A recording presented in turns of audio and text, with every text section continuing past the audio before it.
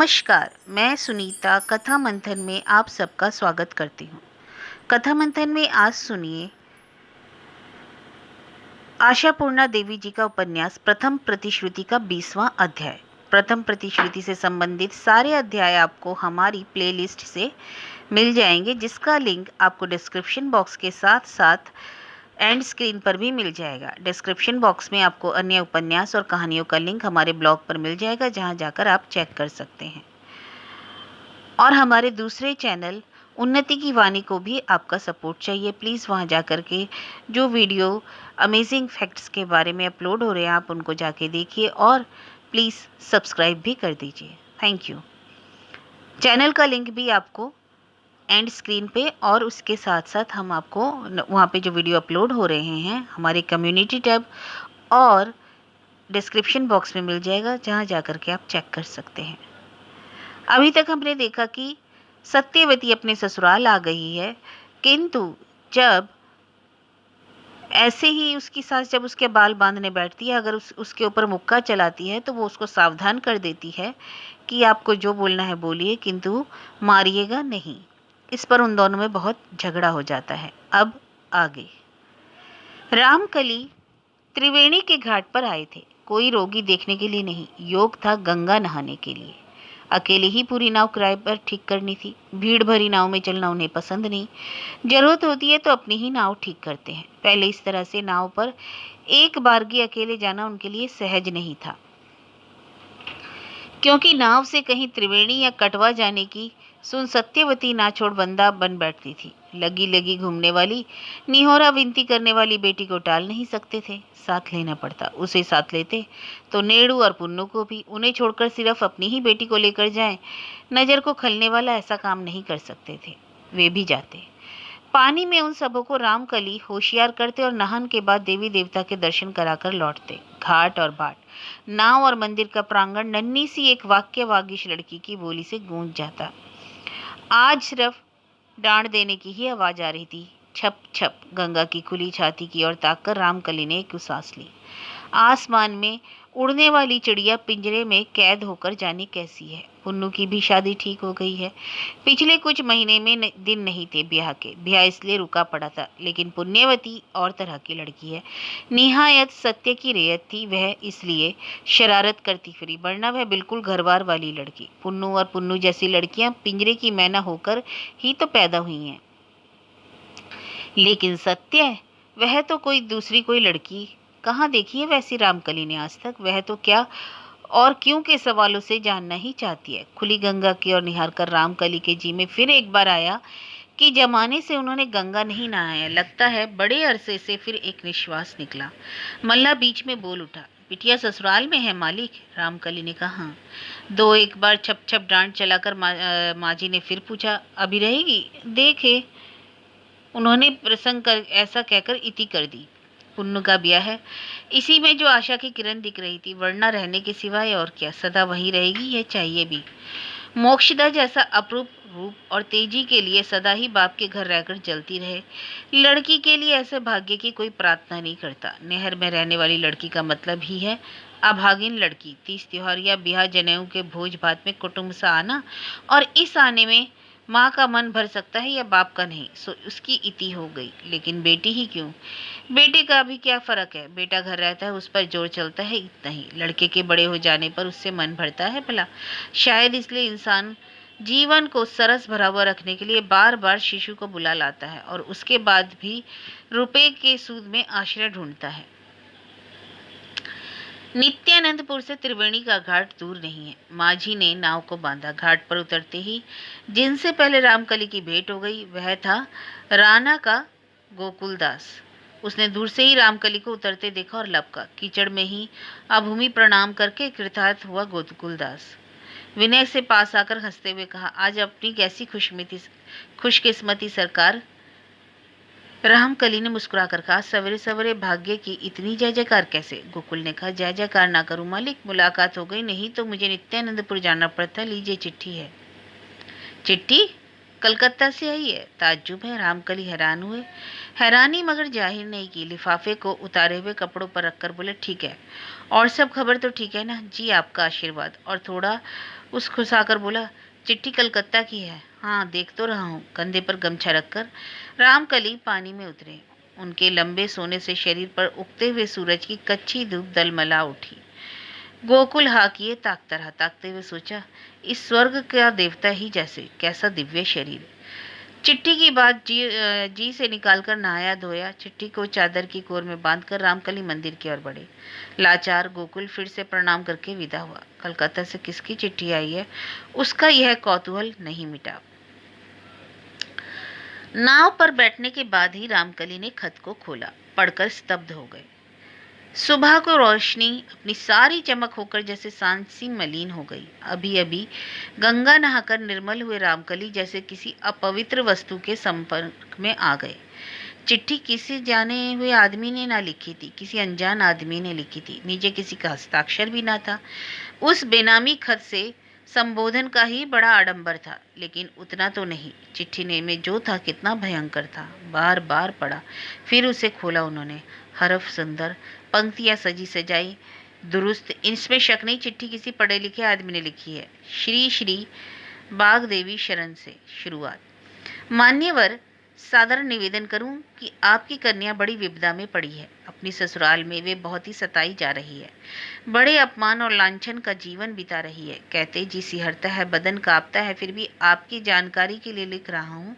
अपनी सास से वे पिटती भी है। उस पाषाणपुरी में ऐसा कोई नहीं है जो उस बेचारी को बचाए। आपके जमाता अपनी धर्म पत्नी के ऐसे सताए जाने के कारण रोते रहते हैं। बड़ों को कुछ कहने का बस भी क्या है।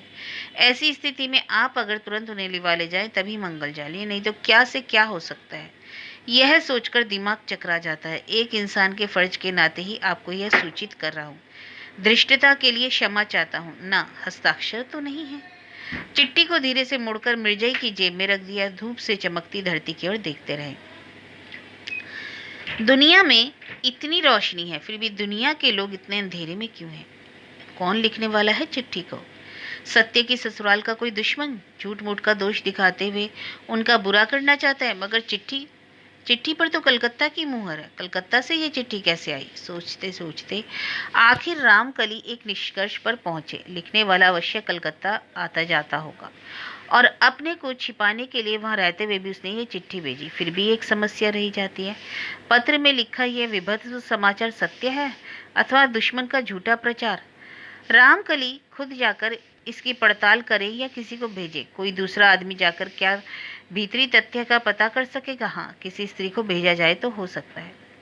रामकली के परिवार में जो स्त्रियां 12 महीने काम करके गुजारा चलाती हैं, जैसे चूड़ा कूटने वाली, मूड़ी भुनने वाली, इन्हीं में से किसी को किसी के साथ राह खर्च देकर भेज देने से खबर ला सकती है। गांवों में आमतौर पे यही लोग सब काम करती हैं, लेकिन मन इससे भी विमुख हो गया।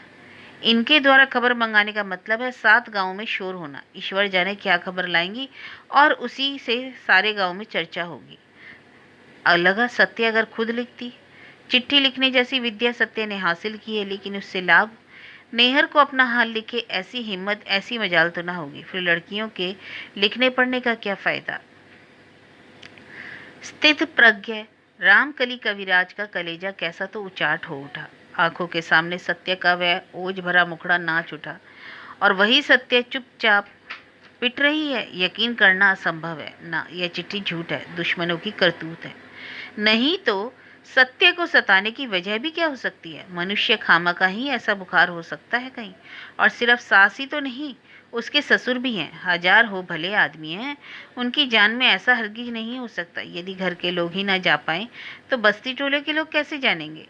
उन्होंने फिर सोचा, एक तो पतहू है वह। विदाई के वक्त उन्होंने काफी सामान दिया है जिससे सास खुश हो, फिर भी सत्य को सताएगी? ऐसा भी होता है।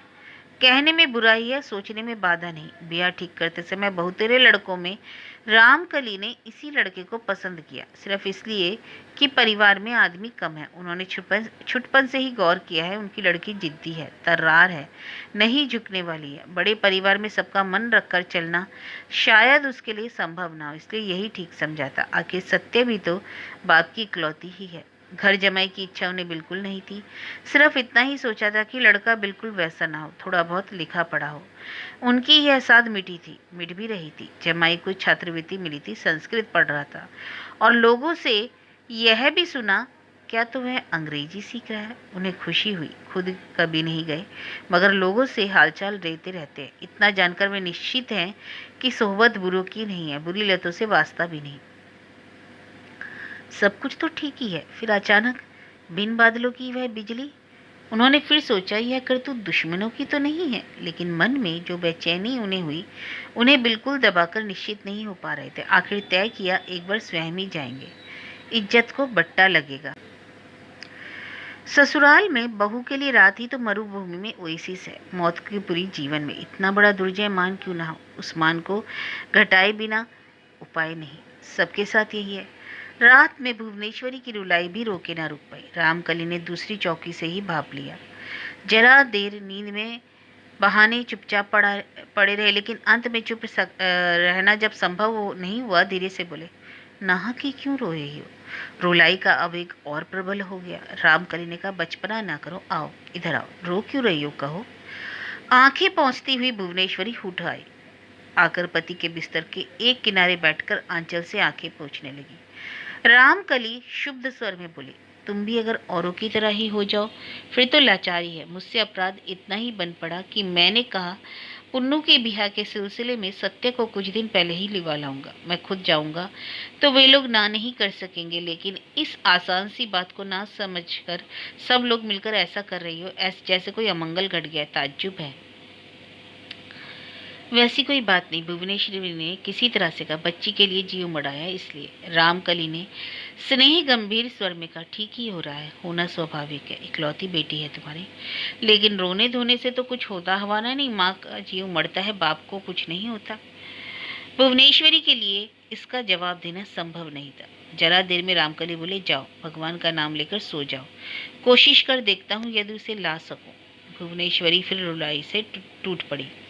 मेरा मन कह रहा है वे लोग नहीं भेजेंगे। रामकली और कुछ नहीं बोले, दुर्गा दुर्गा बोलकर करवट बदलकर सो गए। भुवनेश्वरी देर तक रोती रही, फिर सो गई। दूसरे दिन रामकली ने बेटी के यहाँ जाने की तैयारी करी। अंग्रेजी पढ़ना फिलहाल बंद है, क्योंकि भवतोष मास्टर गांव में नहीं है। छात्रों के लिए सेकंड बुक लाने के लिए कलकत्ता गए हैं। नव कुमार को इसलिए काफ़ी वक्त है इस समय, लेकिन उस वक्त को फूलों से सजाए ऐसा भाग्य नहीं। 2 घड़ी घर में आराम खाए पहने रहे, इसका भी नहीं उपाय है। जहाँ तक जागता रहता है कलेजा ही कांपता रहता है, और सोता है तब कब तक सोता भी रहे। और सोता भी कब तक रहे। भैंस विनंदित वह नींद भी नहीं रही। बिस्तर पर लेटे लेटे नींद नहीं आती। उठता है, बैठता है, पायचेरी करता है, पानी पीता है, फिर लेटता है। ऐसे ही वक्त बीत जाता है। और दिन में निकम्मे का काम पोखरे में मछली मारना। उसका दोस्त निताई और वह दोनों जने दिन भर यही काम करते हैं, और आज भी कर रहे थे। बंसी के फुदकने पर ध्यान। हठात वहाँ से नज़र उठते ही पहले निताई की ही नज़र पड़ी। बोला, ऐसी बाहर वाली पालकी पर कौन आ रहा है, बता तो। नव कुमार ने देखा, हाँ सच तो बड़ी अच्छी पालकी है, लेकिन लगता है आ नहीं रही है, गांव पार कर रहा है। बोले, लेकिन दोनों उधर से नज़र नहीं हटा सके, और कांपते दिल डरे हुए पुलक से देखा पालकी उधर ही आ रही है। नव कुमार ने कहा, बंशी छोड़कर भाग चले। चल।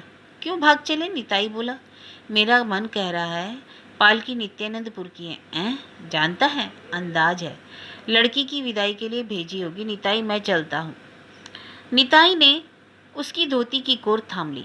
कहा, भागेगा मतलब अंत तक देख नहीं लेगा। दोनों दोस्तों में और थोड़ा सा तर्क हुआ, और सच पूछिए तो नव कुमार भागने की जितनी चाहे सोचे हिल भी नहीं सका। छिपकली की शिकारी नज़र के सम्मोहन से खींचे कीड़े जैसा निर्जीव सा बैठा रहा। पालकी उधर ही आई। अंदर बैठे व्यक्ति के इशारे से वहीं रुकी, और सवार ने बैठे बैठे ही हाथ के इशारे से उन्हें बुलाया। घाट से उठकर धोती की कोर को बदन पर डालते हुए दोनों जने आए। तुम लोग इसी गांव के हो? भारी भरकम गले की आवाज़ से दोनों का गला कांप उठा। नव कुमार अपने ससुर को नहीं पहचानता। ब्याह के समय तो नज़र उठाकर भी नहीं देखा। 2 बार वहाँ से बुलाहट आई। तबीयत खराब होने के बहाने नहीं गया। फिर भी उसका मन कह रहा था वही है, वही है।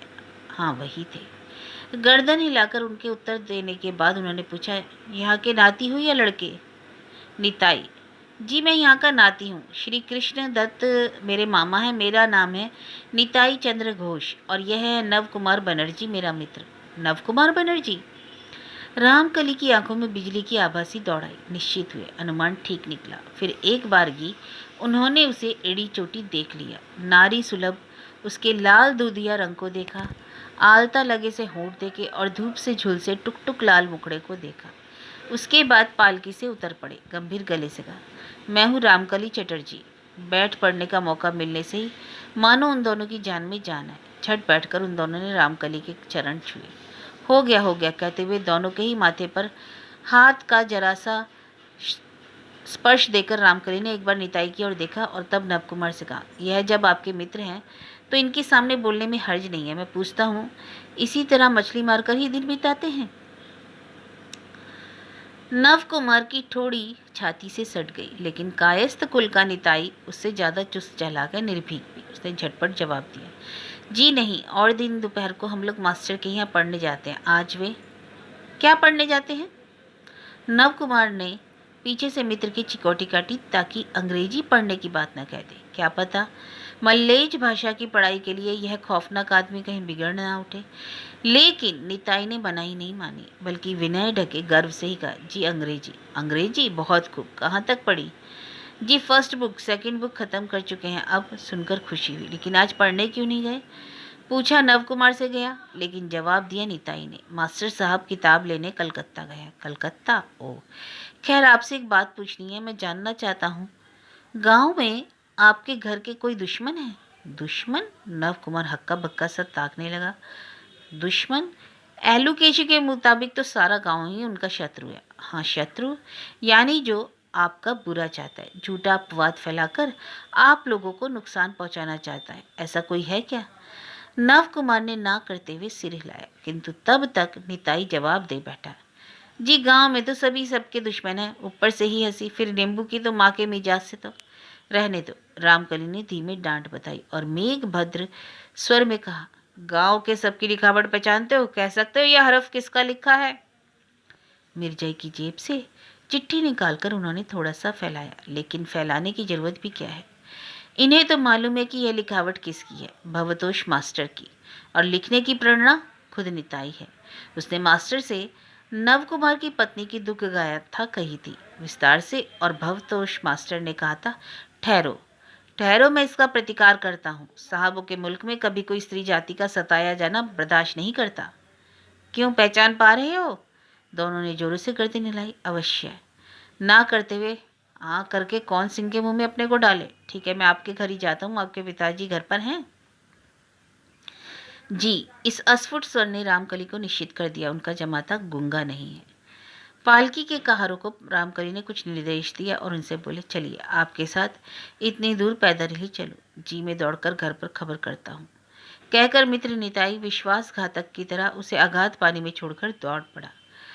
कई कदम चलकर एकाएक अपने स्वभाव से परे रामकली बोल उठे, मेरी लड़की क्या आपके घर में कुछ उत्पात कर रही है? जी। नव कुमार तुतलाने सा लगा, वही पूछ रहा हूँ, बच्ची है, अब बोल देना असंभव नहीं। जी नहीं नहीं नहीं तो।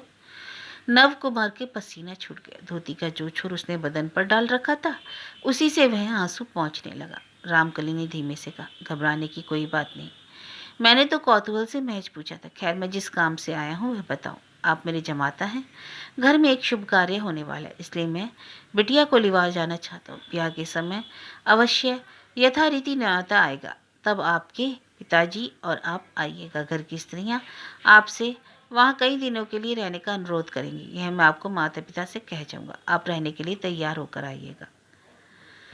नव कुमार इन बातों का क्या उत्तर दे? डर और खुशी, आशा और उत्कंठा से उसके तो संवाद ही बंद हो गया। घर के दरवाजे पर पहुंचते ही नव कुमार ने कहा, जी मैं जाता हूँ। अरे जाने क्यों लगे? नहीं नहीं मैं जाता हूँ। निताई रहा और उसने इधर उधर देखकर ससुर के पैर पास की माटी को छूकर प्रणाम किया और भाग गया। रामकली ने उस ओर देखकर एक निश्वास फेंका।